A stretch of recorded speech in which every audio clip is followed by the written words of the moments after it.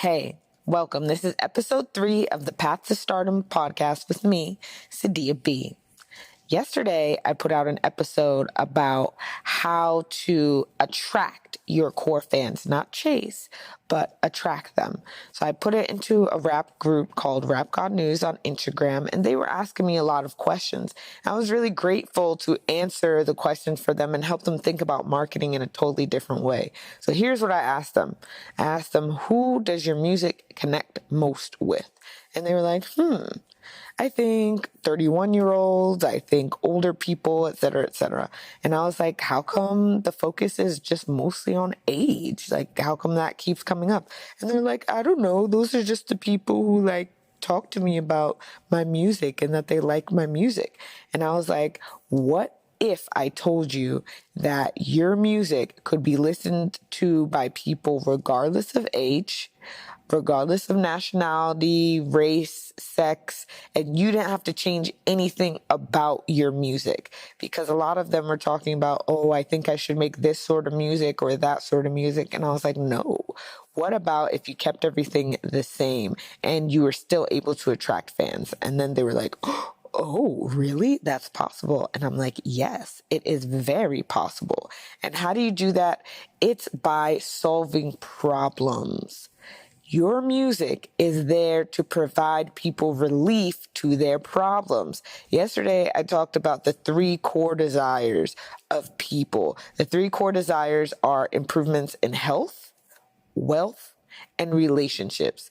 If your music has a clear marketing message on how your music can help people improve in those 3 areas, whether it's moving away from pain and moving towards pleasure, then you're golden.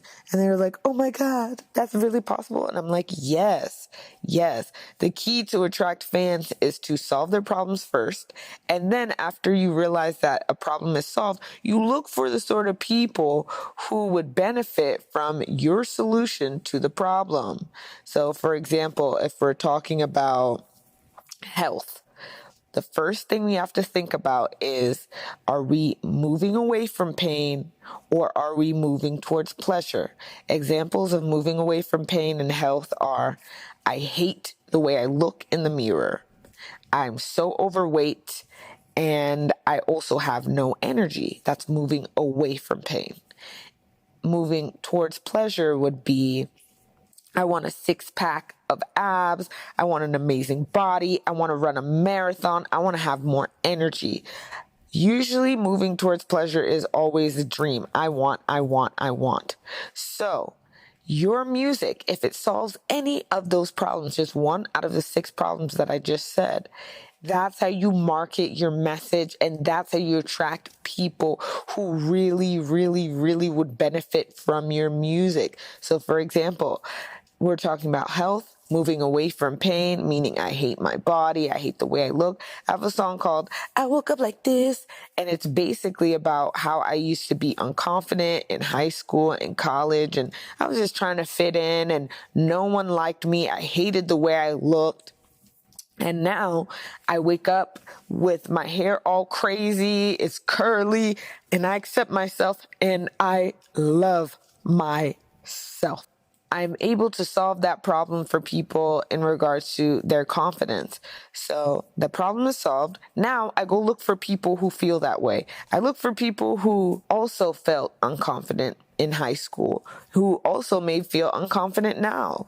Or I look for people who they're working on their confidence. They're in their journey, and I find where they congregate on the internet, and that's how I give them my marketing message. And they're more likely to be attracted to it and listen to it and interact with it and become a fan of you. And again, as a music artist, that's what you should be thinking about in regards to marketing. What problems am I solving?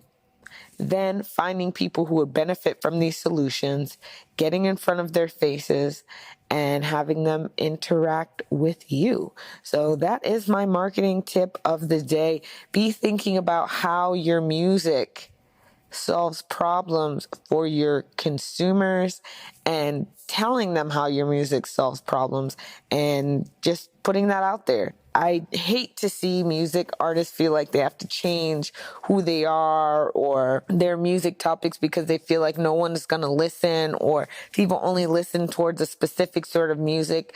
The internet has now given a lot of power to the common man, and we can now do the same thing as the big labels. No need to change who you are or be inauthentic just to sell songs or just for people to listen. Be yourself, but just be more strategic, more effective, more efficient in how you market your message and how you help people, because at the end of the day, that's what the music is for. Yes, you make it for your soul, but it is to be listened to help people just create, navigate their lives, and be a part of their everyday lives. So that's episode 3 of the Path to Stardom podcast with Sadia B. And here's your Chinese word of the day. It's Chinese New Year now, and to say Happy New Year is 新年快乐. 新年快乐. Happy New Year. So let's talk soon. Look out for episode 4 coming out tomorrow. Bye.